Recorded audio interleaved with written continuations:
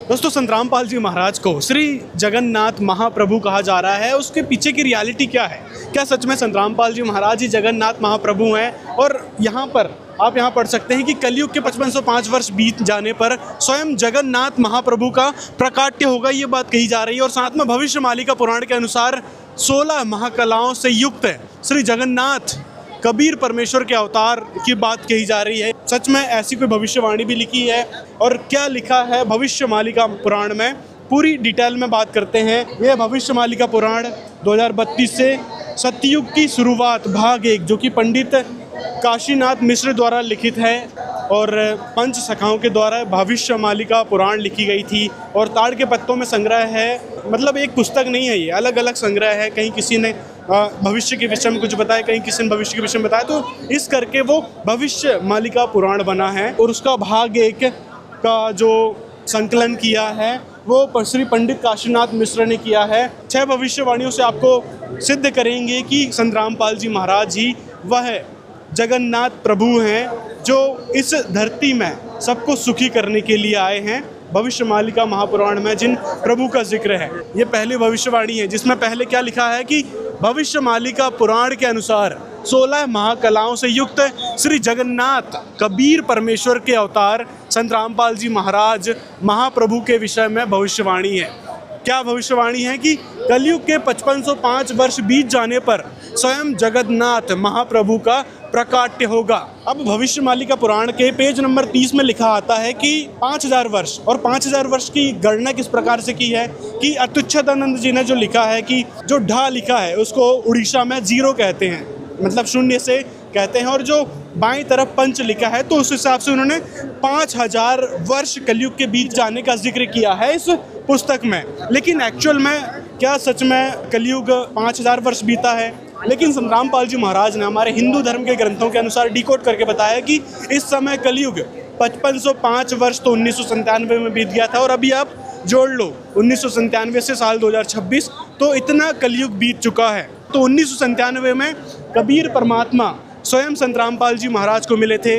इस भविष्यवाणी जो 5505 वाली भविष्यवाणी है, इसका जिक्र कबीर सागर में मिलता है कि 5 सहस और 500 जब कलयुग बीत जाए, महापुरुष फरमान तब जग तारण को आए, हिंदू तुर्क आदिक सबे सब जीते जीव जहान, और सत्य नाम की सागल है वो पावे पद निर्वाण। तो ये जो भविष्यवाणी है ना, जो भविष्यमालिका पुराण में मिलती है, यही सेम एज इट इज़ भविष्यवाणी कबीर सागर में भी मिलती है।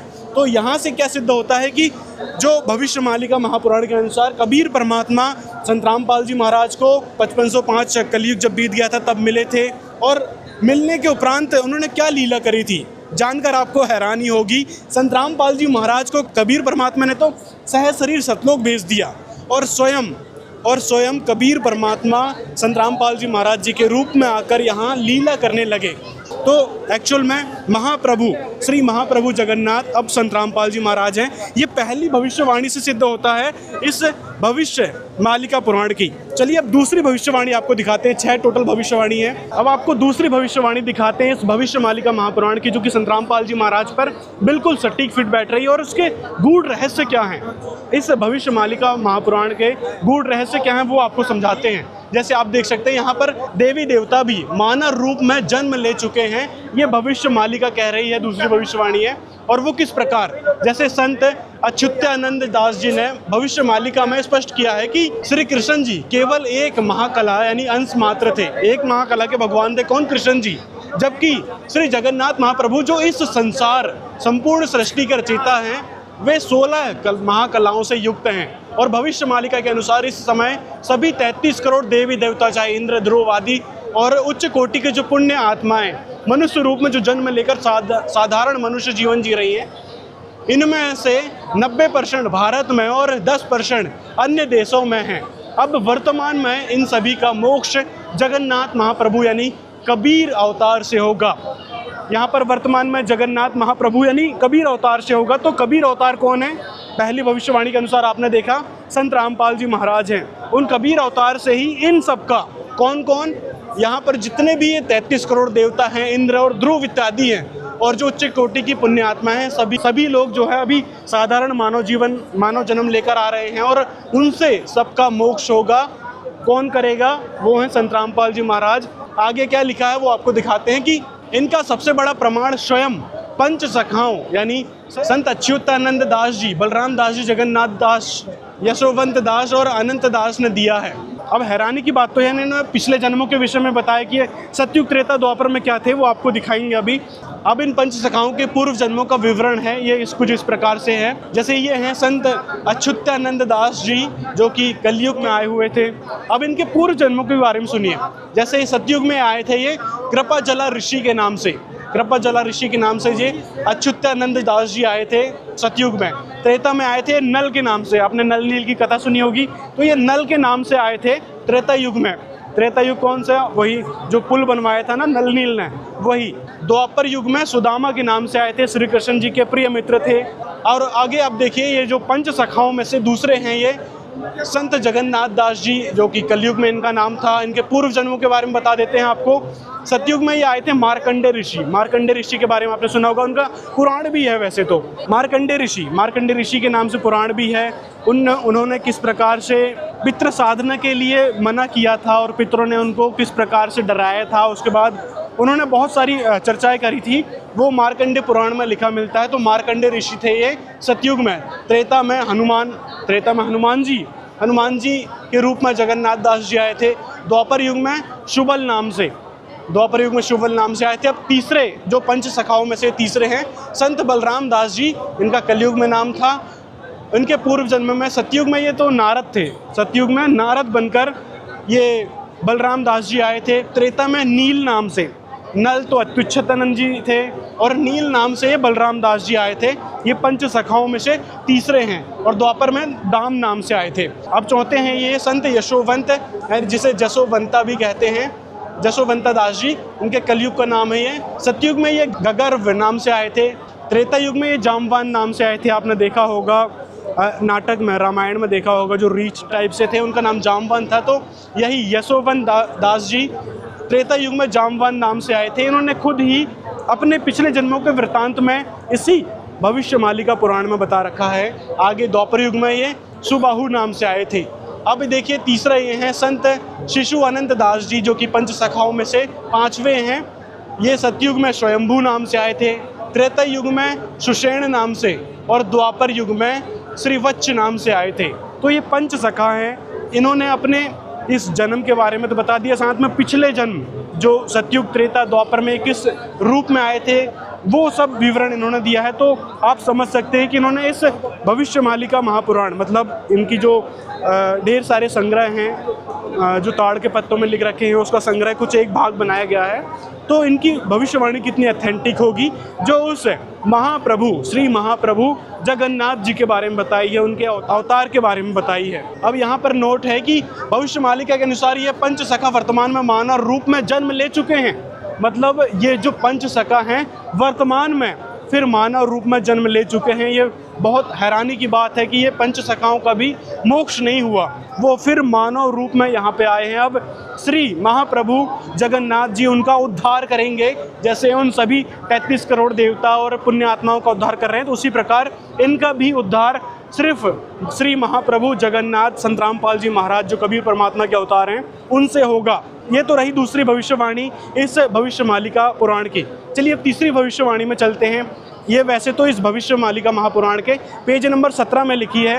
ये पूरी भविष्यवाणी एज इट इज़ लिखी है और जो ओरिजिनल है उसमें भी आप पढ़ सकते हैं। बाकी ये भविष्यवाणी तीसरा है, तीसरी भविष्यवाणी है ये। इसमें क्या लिखा है कि श्री जगन्नाथ महाप्रभु यानी कबीर अवतार संत रामपाल जी महाराज पर सत्य साबित हुई। यह भविष्यवाणी संत रामपाल जी महाराज पर यह भविष्यवाणी सत्य साबित हुई जो कि इस भविष्यमालिका महापुराण में लिखी है। क्या है कि उड़ीसा के संतों द्वारा रचित भविष्यमालिका आदि अनादि संहिता जिसे कहते हैं में स्पष्ट भविष्यवाणी की गई है कि कलयुग में पूर्ण परमात्मा की यह महाअवतरण लीला और उनके द्वारा की जाने वाली धर्म स्थापना का तरीका इतना अद्भुत होगा कि चारों वेदों, समस्त शास्त्रों और स्वयं त्रिदेव यानी ब्रह्मा विष्णु महेश के लिए भी यह पूरी तरह से गुप्त और अज्ञात रहेगा। मतलब त्रिदेवों से भी पूरी तरीके से गुप्त और अज्ञात रहेगा। आगे क्या लिखा है कि यह अटल भविष्यवाणी जगत गुरु तत्वदर्शी संत रामपाल जी महाराज पर 100% सिद्ध होती है, क्योंकि आज वे जिस अद्वितीय तत्व ज्ञान यानी सूक्ष्म ज्ञान और सद्भक्ति मार्ग को दुनिया के सामने उजागर कर रहे हैं, वह दुनिया के किसी भी सांसारिक विद्वान या पारंपरिक शास्त्रों को पहले से ज्ञात नहीं था।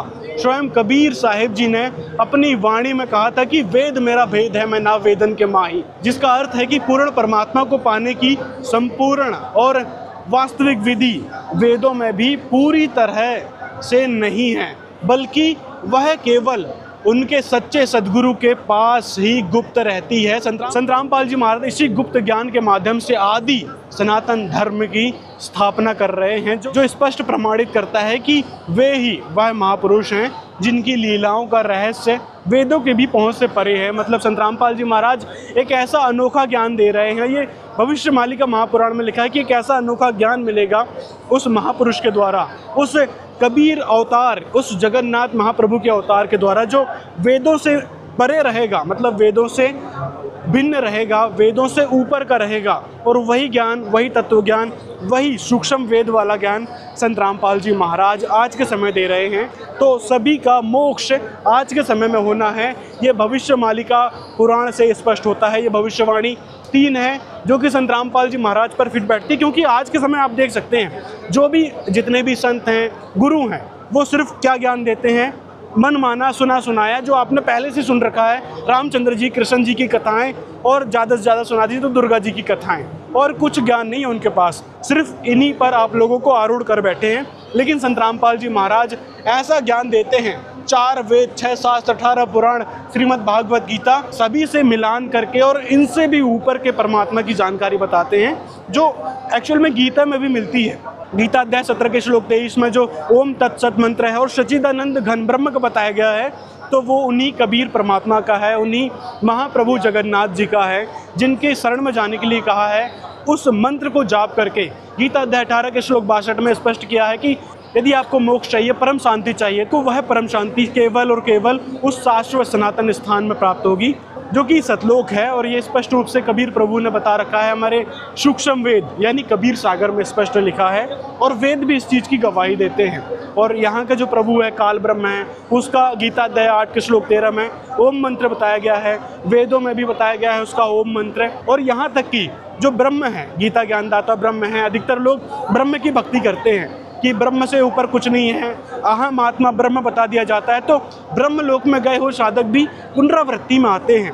ब्रह्म लोक में जो भी साधक जाता है उसके बारे में लिखा है कि गीता अध्याय 8 के श्लोक 16 में कि ब्रह्म लोक गए हुए साधक पुनरावृत्ति में आते हैं, ब्रह्म लोक भी नष्ट होता है, तो वहाँ जाने से भी मोक्ष नहीं हुआ। तो वह परम शांति वाला स्थान कौन सा है, वो सतलोक है, जिसके बारे में गीता अध्याय 18 के श्लोक 62 में बताया गया है। तो ये थी तीसरी भविष्यवाणी जो संत रामपाल जी महाराज पर ही फिट बैठ रही है। अब आपको इस भविष्यवाणी का पुराण की चौथी भविष्यवाणी दिखाते हैं। चौथी भविष्यवाणी में क्या बताया गया है उस प्रभु जगन्नाथ जी के विषय में। चौथी भविष्यवाणी कहती है कि गुप्त मूल मंत्र की भविष्यवाणी सच साबित हुई, यानी जो गुप्त मूल मंत्र है ना, जिसके बारे में इस भविष्यवाणी का पुराण में जिक्र मिलता है कि वो संत है, वो महापुरुष, वो महाप्रभु गुप्त मंत्र बताएगा, तो उसकी जानकारी कौन दे रहे हैं, संत रामपाल जी महाराज। भविष्यवाणी का पुराण एक अत्यंत रहस्यमयी भविष्यवाणी के अनुसार जगन्नाथ महाप्रभु यानी कबीर अवतार दुनिया को एक ऐसा मूल मंत्र देगा जिसका जाप बोलकर नहीं बल्कि मौन होकर, यानी श्वास उश्वास से, जो सतनाम देते हैं संत रामपाल जी महाराज, वो श्वास उश्वास की प्रक्रिया होती है, तो श्वास उश्वास से करना होगा। आज पूरी दुनिया में केवल संत रामपाल जी महाराज जी वह एकमात्र तत्वदर्शी संत हैं जो शास्त्रों से प्रमाणित 3 अक्षर का गुप्त सतनाम और शार नाम देते हैं, और सुरत नृत्य यानी मौन से असली भक्ति करने का तरीका बताते हैं। जितने भी गुरु आपने देखे होंगे अभी तक, जिनकी भी आप शरण में गए होंगे, और जितने गुरुओं के नाम आपने सुन रखे होंगे, उनका ज्ञान आपने सुन रखा होगा, तो वो ही हरे राम, राधे श्याम, राधा राधा, और भी ओम नमः शिवाय, ओम वगैरह का जाप करने के लिए बोलते हैं। लेकिन संत रामपाल जी महाराज वह नाम देते हैं, वह मंत्र देते हैं जो गुप्त रूप से किया जाता है, मौन अवस्था में रहकर किया जाता है, जो कि इस भविष्यवाणी का पुराण की चौथी भविष्यवाणी से स्पष्ट होता है कि वह मंत्र, वह जाप मौन होकर किया जाएगा। तो इस भविष्यवाणी का महापुराण के अनुसार वह मौन यानी सुरत निरत से जाप कौन देते हैं, एकमात्र संत रामपाल जी महाराज, जो कि कबीर प्रभु के अवतार हैं। कबीर प्रभु महाप्रभु जगन्नाथ जी के अवतार हैं संतरामपाल जी महाराज, या कहें संतरामपाल जी महाराज स्वयं महाप्रभु जगन्नाथ हैं। अब आपको पांचवी भविष्यवाणी बताते हैं इसी भविष्यमालिका महापुराण से। संतरामपाल जी महाराज पर जो फिट बैठ रही है, क्या है इसमें, क्या है कि मूर्ति पूजा, कर्मकांड, श्राद्ध, पितृ पूजा, तीर्थ भ्रमण बंद हो जाएंगे। ये बात इसी भविष्यमालिका महापुराण में लिखी है कि ये सब जो कर्म कांड है, तीर्थ पूजा इत्यादि है, ये सब बंद हो जाएंगे। श्री जगन्नाथ महाप्रभु यानी कबीर अवतार के आने पर ये सभी बंद हो जाएंगे, ये भविष्यमालिका महापुराण कहती है। भविष्यमालिका महापुराण के अनुसार जब पूर्ण परमात्मा स्वयं मानवीय रूप में प्रकट होकर आदि सनातन धर्म की स्थापना करेंगे तो समाज में प्रचलित पूजा यानी मूर्ति पूजा, पत्थर पूजा, श्राद्ध, पितृ पूजा, तीर्थ यात्रा और अन्य जटिल कर्मकांड धीरे धीरे पूरी तरह से रुक जाएंगे, क्योंकि लोग साक्षात परमात्मा की उपस्थिति को पहचान कर उनकी शरण में आ जाएंगे। यहाँ तक कि मंदिर, मस्जिद और चर्च में जाने की आवश्यकता भी समाप्त हो जाएगी, क्योंकि भक्त को अपने इष्ट के प्रति दर्शन और सही साधना प्राप्त हो जाएगी। आपको पता है संतरामपाल जी महाराज ये प्रथम मंत्र के नियम में ही बता देते हैं कि आपने किसी भी प्रकार के कर्म कांड नहीं करने हैं, ना मंदिर मस्जिद में जाना, क्योंकि मंदिर में कोई भगवान, कोई पशु तो नहीं है कि भाई पुजारी ने बांध रखा हो। ये प्रथम नियम में संतरामपाल जी महाराज बताते हैं। तो संतरामपाल जी महाराज के नियमों में इससे पहले, अभी ये 2023 में ही छपी है, इससे पहले ही संतरामपाल जी महाराज के ऊपर ये सारी भविष्यवाणी फिट बैठ रही है इसके छपने से पहले। तो समझ सकते हैं आप कि वास्तव में जो पंच सखाओं ने, अच्युतानंद दास जी हैं, जिन्होंने भी, जो महापुरुष आए हुए थे, जिनको भूत भविष्य वर्तमान तक का दिख रहा था, अपने भूतकाल का भी बता दिया था, अपने जन्मों के विषय में बता दिया था, तो उन्होंने स्पष्ट रूप से कहा है कि वो महाप्रभु ही आपको मोक्ष देंगे। तो वो महाप्रभु कौन है, वो जगन्नाथ कौन है? वो हैं संतरामपाल जी महाराज, कबीर अवतार, जो आपको यथार्थ भक्ति दे रहे हैं। आगे क्या लिखा है कि यह भविष्यवाणी जगत गुरु तत्वदर्शी संतरामपाल जी महाराज पर खरी उतरती है, क्योंकि उन्होंने अपने तत्व ज्ञान के जरिए शास्त्र विरुद्ध प्रथाओं को पूर्णतः बंद करवाया है। तो कहने का मतलब संतरामपाल जी महाराज पूर्ण परमात्मा की यथार्थ विधि बताते हैं, जिससे मोक्ष होगा और हम उस शाश्वत सनातन स्थान में जाएंगे, जिसके बारे में पंच सखा स्वयं भविष्यमालिका महापुराण में कह रहे हैं। तो ये थी पांचवी भविष्यवाणी। अब आपको छठवीं भविष्यवाणी दिखाते हैं इस भविष्यमालिका पुराण की। या फिर छठवीं भविष्यवाणी क्या कहती है उन 16 महाकलाओं वाले भगवान के लिए, उस श्री महाप्रभु जगन्नाथ के लिए। यहाँ पर क्या कहा है कि चक्रवर्ती राजा बनेंगे श्री जगन्नाथ महाप्रभु, यानी कबीर अवतार। ये भविष्यमालिका महापुराण कह रही है चक्रवर्ती राजा बनेंगे वो कबीर अवतार, यानी श्री जगन्नाथ महाप्रभु जी, जो कि वास्तव में संतरामपाल जी महाराज हैं, वो चक्रवर्ती राजा बनेंगे। और उनका चक्रवर्ती ज्ञान है, सभी स्वीकार भी करने लगे हैं। आज तक उनके ज्ञान का कोई तोड़ नहीं बता पाया है और ना ही उनके ज्ञान को गलत सिद्ध कर सका है, क्योंकि इतना ऑथेंटिक ज्ञान संतरामपाल जी महाराज देते हैं।